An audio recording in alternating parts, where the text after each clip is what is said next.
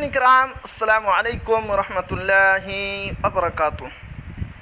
जवाहरलाल झा बनाम बिहार सरकार में 15 से 20 दिसंबर तक अलाटमेंट जारी होने की उम्मीद, सैयद मुहिब्बुल हक। तो जी हाँ नाजरीन, बहुत ही अहम खबर है जवाहरलाल झा को लेकर। तो क्या है इस खबर में आपको बिल्कुल शुरू से पढ़कर सुनाता हूँ। पटना 6 दिसंबर, मोरखा 5 दिसंबर 2023 बरोज़ मंगल बवक्ते 4 बजे शाम बिहार मदरसा शिक्षक संघ पटना का एक वफ्द MGC नंबर 1059/2015 जवाहरलाल झा बनाम बिहार सरकार पर इज्जत मआब हाईकोर्ट पटना का हुक्म मोरखा 5/10/2023 की रोशनी में नोटिफिकेशन नंबर 1204 मोरखा 1/8/2023 और गाइडलाइन लेटर नंबर 1205 मोरखा 1/8/2023 जारी हुआ है, जिसके मुताबिक संस्कृत स्कूल के शिक्षक केदार प्रसाद सिंह, जो कि मुजफ्फरपुर से ताल्लुक़ रखते हैं, उनकी तनख्वाह की अदायगी माह अगस्त में हो गई है।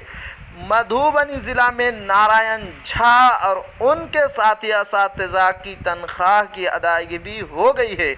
मज़कूरा अजला के पे फिक्सेशन की रोशनी में सूबा के सभी अजला में पे फिक्सेशन का काम चल रहा है। वफ़द ने स्पेशल डायरेक्टर सेकेंडरी एजुकेशन और प्रशाखा पदाधिकारी से पूछा, क्या मज़कूरा नोटिफिकेशन को रद्द कर कोई नया नोटिफिकेशन जारी होने जा रहा है? तो उन्होंने कहा कि ऐसी कोई बात नहीं है।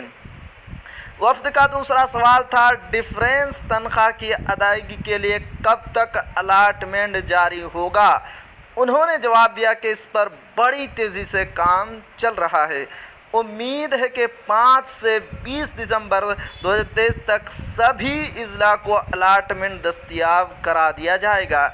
इसलिए सूबा के 1128 कैटेगरी के मदारिस और 531 कैटेगरी संस्कृत स्कूल के असातिज़ा तेज़ रफ्तारी के साथ अपना पे फिक्सेशन बिला ताख़ीर करा ले। वफ़द में जनाब सैयद मुहिब्बुल हक जनरल सेक्रेटरी बिहार मदरसा शिक्षक संघ पटना के अलावा मौलाना ऐनुल हक सदर बिहार मदरसा शिक्षक संघ पटना, मोहम्मद सुलेमान ऑफिस सेक्रेटरी, मोहम्मद महफिल आलम जॉइंट सेक्रेटरी, सैयद गुलाम हैदर सिवान नायब सेक्रेटरी, मोहम्मद नौशाद आलम, मोहम्मद सोहेब रब्बानी रुकन ज़िला किशनगंज, मोहम्मद तफसीर अहमद रुकन बिहार मदरसा शिक्षक संघ किशनगंज शामिल थे। तो जी हाँ नाजरीन, ये थी आज की बहुत ही अहम खबर।